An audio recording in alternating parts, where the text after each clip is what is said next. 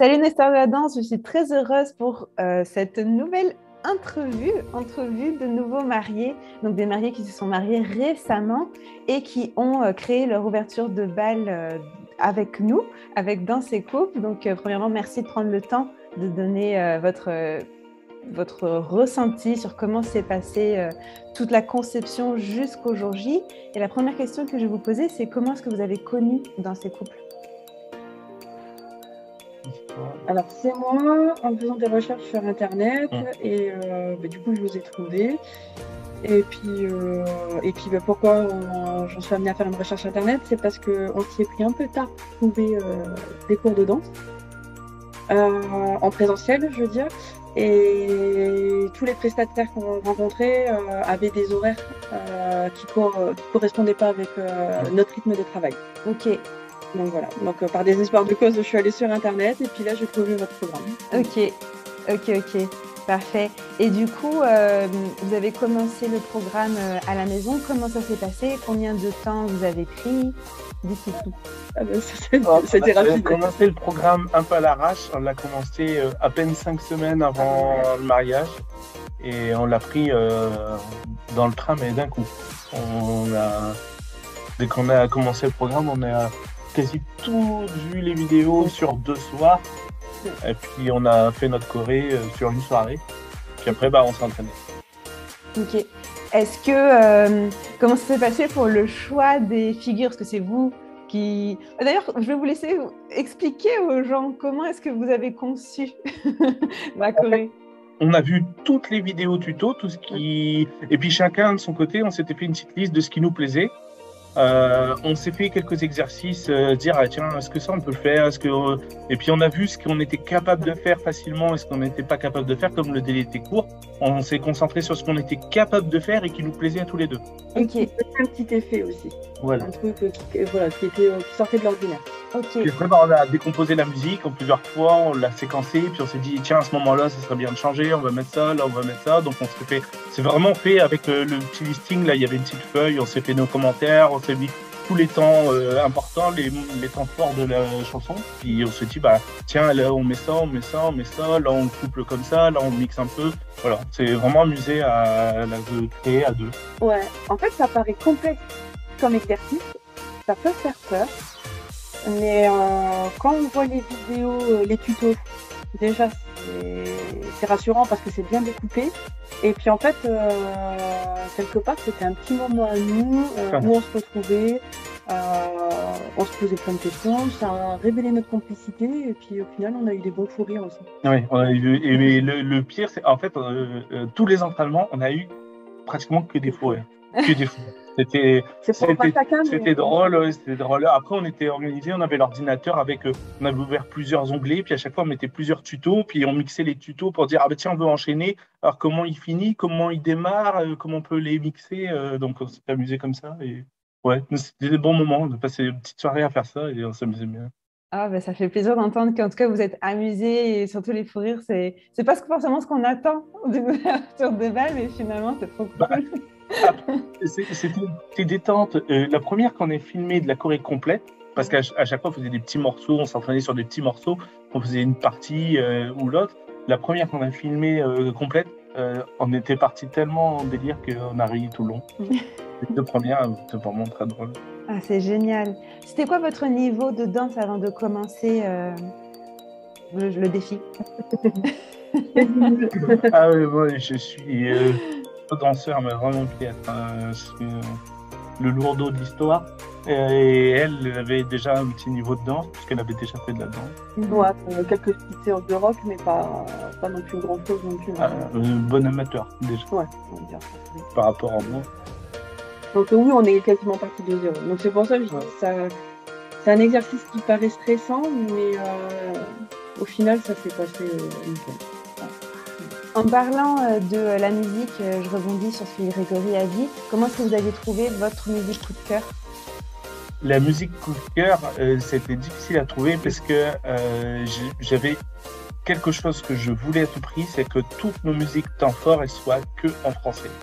Pour être compris par tout le monde. Pour que tout le monde comprenne et pour que ça fasse plus d'émotion. Parce qu'en anglais, le problème, c'est que tout le monde parle pas forcément anglais et que ça casse un peu l'émotion.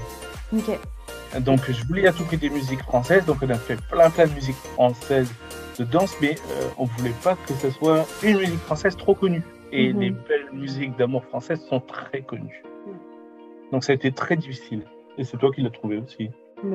En fouillant. Ok. Et puis ça a été un vrai coup de cœur. Ok. Dans la soirée, au final, vous l'avez fait quand, là, votre ouverture de bal? On l'a fait, nous, il était 22h, donc entre le plat et le dessert. Ouais, c'est ça, entre le plat et le dessert. Oui. Ça va, Greg? Vous n'aviez pas trop vu? Non, pas du tout. Ce que je pas du tout. Génial. En fait, c'est que déjà, on a fait attention à ça. Et c'est vrai que la semaine avant le mariage, on a vu justement d'autres témoignages où justement la mariée disait que ça pouvait, que ça avait, voilà, que des fois ça pouvait poser problème. Donc on a été vigilants à ça. Donc c'est vrai que on est rentré dans une communauté où il y a beaucoup de partage, où il y a beaucoup d'échanges, et ça apaise en fait. On a déjà tous les conseils des autres, donc c'est apaisant, c'est bien, c'est rassurant. Ça me fait plaisir quand on me dit ça, parce que je suis très convaincue que souvent les élèves ressemblent beaucoup aux professeurs de danse dans les cours physiques. Ça se voit en tout cas beaucoup en compétition. Les groupes des élèves ressemblent énormément aux entraîneurs. C'est-à-dire que, par exemple, moi, mes entraîneurs pour le championnat de France sont très carrés, très bienveillants, etc. Et du coup, on a un groupe finalement assez carré et bienveillant. Et je suis contente parce que c'était tellement mon objectif de recréer, sans moi, mais de recréer la même chose dans le groupe. Bon, après, je suis dure. Hein. Dès qu'il y a quelqu'un de pas gentil, ça vire très, très vite. Et ça me fait très plaisir quand on me dit ça. Parce que c'est comme mission accomplie. Vous êtes vulnérable, vous apprenez quelque chose de nouveau, vous vous exposez quand même aux yeux des gens. Il suffit que quelqu'un je sais pas moi, pas bien dans sa peau, qui vous dit « Ah, c'est nul votre danse ». Vous voyez, comme c'est quand même à prendre en compte. Parfait. C'est quoi votre figure préférée?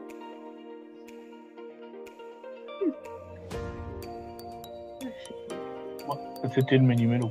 Non. C'est ça qui nous a donné plus de fil à retordre. Ouais, c'est ça qui nous a donné plus de travail. Moi, je m'en mêlais dans les bras. Ouais, j'aime bien aussi les valses qu'on a fait. La valse de bras. Ouais, en fait, non, elles sont toutes bien. Toutes les figures. Ouais, que ce soit les portées ou les danses ou les valses en elles-mêmes. Non, c'était bien. Moi, perso, je pense que j'en ai pas une de préférée. En fait.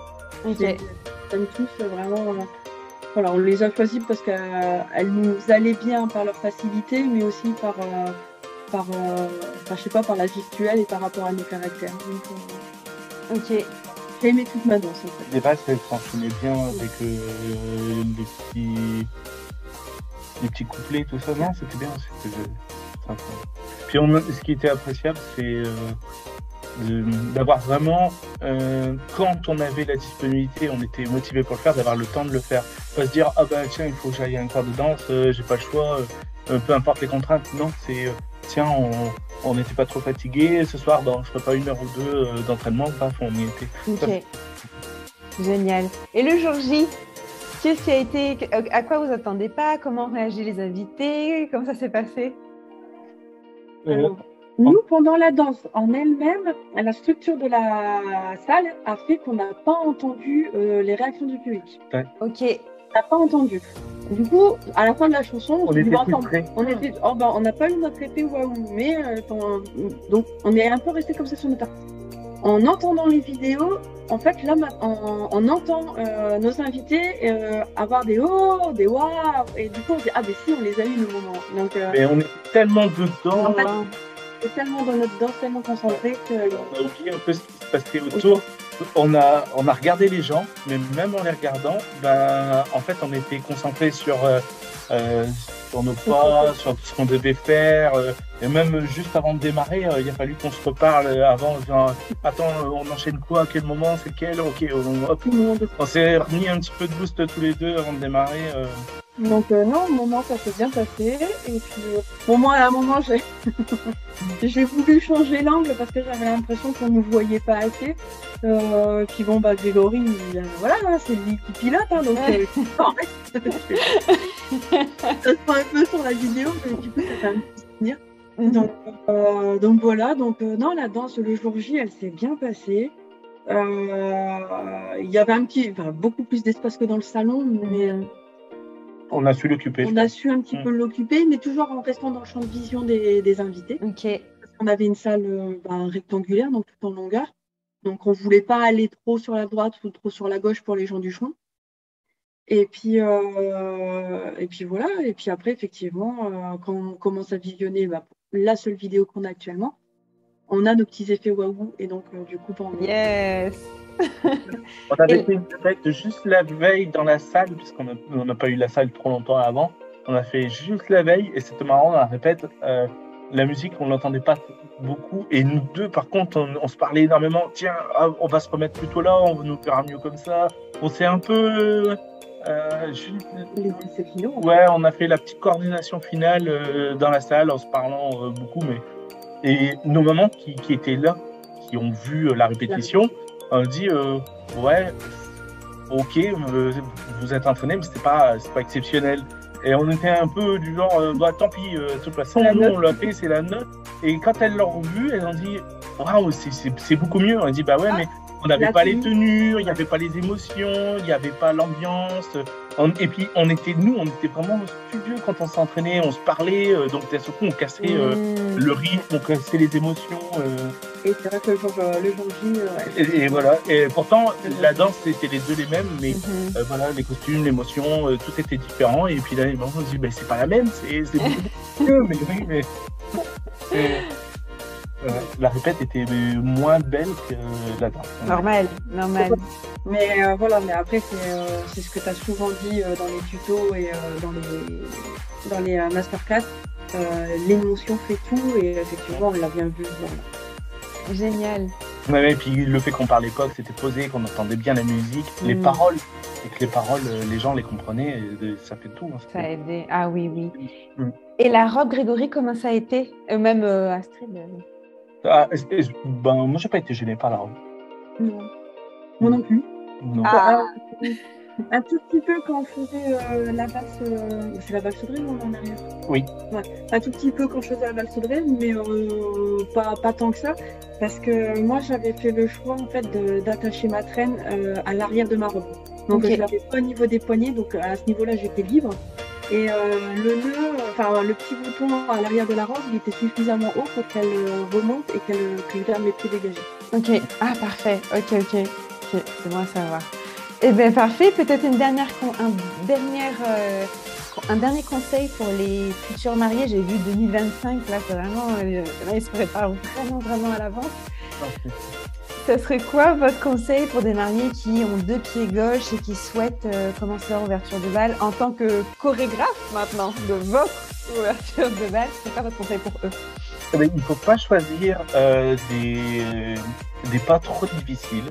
Vaut mieux faire lentement des petits pas qu'on assure bien et qui donnent de l'émotion que d'essayer de faire trop technique. De toute façon, on n'est pas des danseurs. Et à ce moment-là, ce qu'on attend de nous, c'est pas de la danse, c'est de l'émotion. Et je pense que les pas basiques, bien préparés, ils font plus d'émotion qu'un gros pas technique trop travaillé qui a plus de chances de se louper ce genre-là.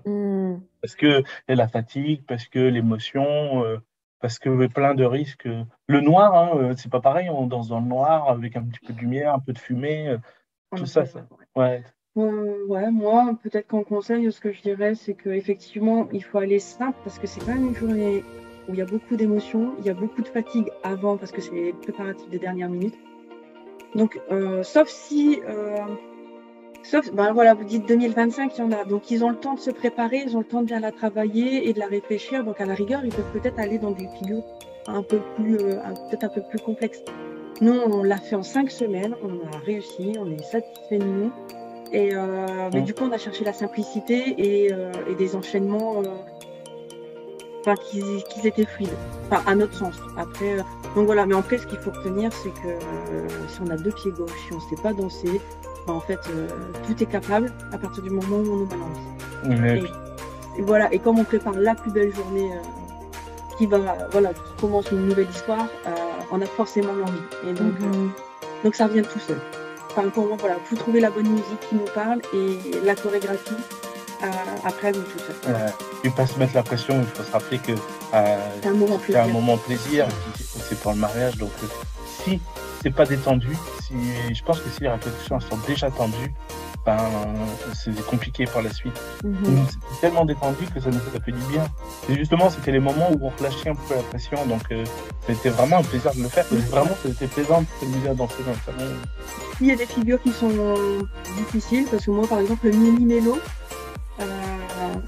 j'ai eu du mal. À un moment, je lui ai même dit, j'y arrive vraiment pas, on va peut-être trouver autre chose. Et en fait, non, il m'a pas lâché. Il m'a dit, écoute, on va te faire un petit moyen mémotechnique. Et puis, en fait, ça a fonctionné. Et à force d'entraînement, elle est rentrée. C'est moi qui dirige ce moment-là. C'est ma faire. Et elle m'a laissé faire et je l'ai perturbé. À chaque fois, je l'ai changé de main plusieurs fois. Et elle me dit, mais tu perturbes. Je dis, comme ça, tu sais qui c'est qui. C'est moi, tu te rames s'il faut. Ça a fonctionné. Pour les femmes qui ont tendance à diriger ou à vouloir tout contrôler, ça fait du bien de se laisser porter. Mais je pourrais vraiment pas mieux terminer que sur ce dernier conseil que je trouve excellent. C'est vraiment bon. Merci encore pour votre temps. Pour ceux qui ont aimé l'interview, n'hésitez pas à liker puis surtout laisser un commentaire sur le type de tuto dont vous avez besoin pour votre ouverture de bal ou à me rejoindre sur www.dansecouples.com pour commencer votre ouverture de bal. Moi, je vous dis à très vite et à vous deux, Astrid et Grégory, merci encore pour votre confiance et qui sait, à très vite dans la vraie vie ou sur la piste de danse. Merci. Bonne journée.